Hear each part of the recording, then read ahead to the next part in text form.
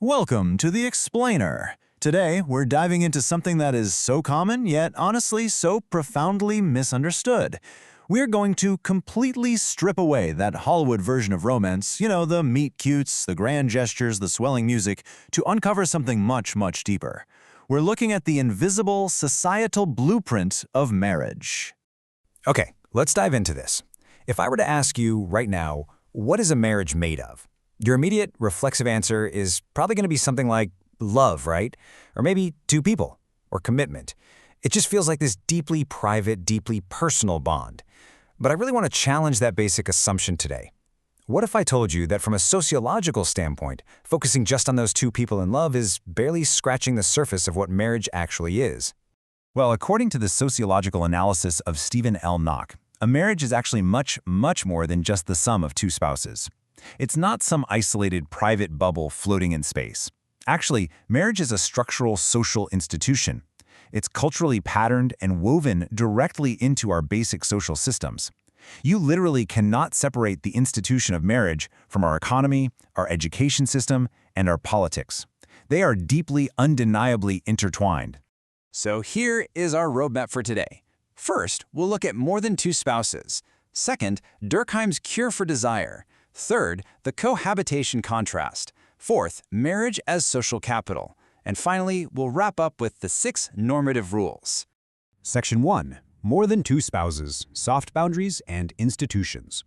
Let's look at how marriage actually has rules that originate entirely outside of the couple. Knock points out that marriage is surrounded by what he calls soft boundaries.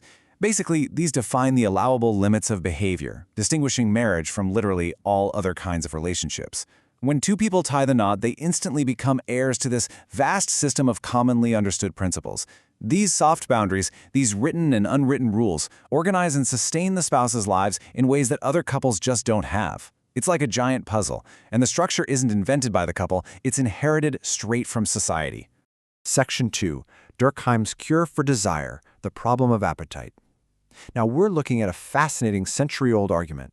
And this brilliantly illustrates why society gives us these structures in the first place. The famed sociologist Emile Durkheim pointed out that in modern societies where our basic survival needs are pretty much met, humans develop this endless, totally insatiable appetite for comfort and prestige. We just want more.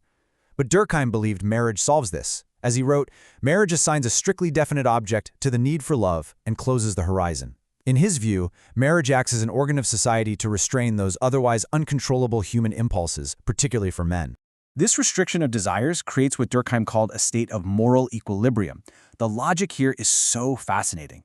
By creating this salutary discipline, basically a healthy set of restrictions, society makes it an individual's duty to find their happiness right there, within those permitted boundaries. Instead of constantly looking over the fence for the next best thing, the structure of marriage literally supplies people with the means to actually be content with their lot. Section 3. The cohabitation contrast. Freedom versus templates. Let's shift gears and look at modern relationship dynamics. Cohabitation is actually the perfect foil to traditional marriage. Think about it. On one hand, marriage comes fully equipped with templates. You've got enforceable rules backed by law, by religion, and by clear social conventions. Cohabitation, on the other hand, gives you total freedom. But that freedom comes with tremendous ambiguity and totally uncharted boundaries. Cohabitation is essentially a DIY relationship. Unmarried partners have to negotiate every little thing from scratch. How do you handle the in-laws? Are vacations taken together? Is the money pooled? Married couples deal with this too, of course, but they have a massive cultural template to fall back on. Cohabiting couples just don't. Consider this super common, kind of awkward scenario. You're at a party, and you go to introduce the person you've been living with. You say, I would like you to meet my... What exactly goes in that blank? Boyfriend, girlfriend, partner, significant other? The sheer lack of a definitive, universally agreed-upon word for a cohabiting partner is a massive clue. It reveals a total absence of governing conventions. Conversely, when someone says, hey, meet my wife, or meet my husband, that simple declaration carries the weight of massive conventional assumptions and enforceable limits to behavior. Section 4. Marriage as social capital, the hidden currency. Let's move to and see how this builds from abstract rules into a highly tangible asset. Sociologist James Coleman defines social capital as intangible capital existing in the relations among persons linked by bonds of trustworthiness and trust.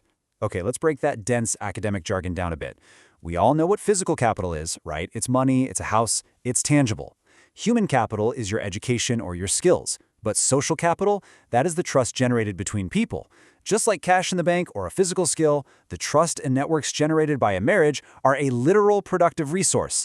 See, when you marry, you aren't just pairing up with one person. You are instantly connecting to an entirely new networks of kin. And these kinship ties weave enduring threads of obligation and assistance. In times of need, you can call upon this network. It channels valued knowledge, information, and support right when you need it. Because of this, Nock argues that the institution of marriage is an incredibly powerful individual asset.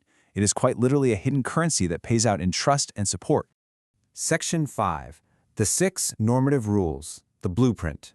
To truly understand this intangible asset, we need to look at the specific historical blueprint. Now, what's really interesting about this blueprint is how Nock defines the historical baseline of normative marriage in America. He outlines 6 specific dimensions. According to the research, historically, marriages are voluntarily entered by mature adults, heterosexual with husbands expected as principal earners, sexually faithful, and carrying an expectation of parenthood.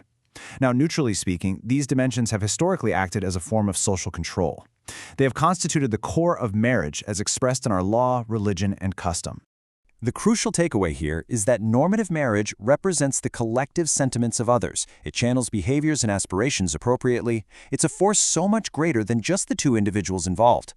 Whether modern couples choose to strictly follow these traditional blueprints or whether they actively depart from them, these historic rules are what separate marriage qualitatively from all other intimate relationships. They are the invisible architecture. So, as we wrap up this explainer, I want to leave you with a final, provocative thought to ponder. Are these traditional boundaries, this invisible architecture, what truly holds society together, bringing us that moral equilibrium and social capital? Or is the institution fundamentally evolving past this original blueprint? Think about how your own relationships and the relationships of those around you fit into this hidden sociological structure. Thank you so much for joining me, and keep bringing that focused curiosity to the world around you.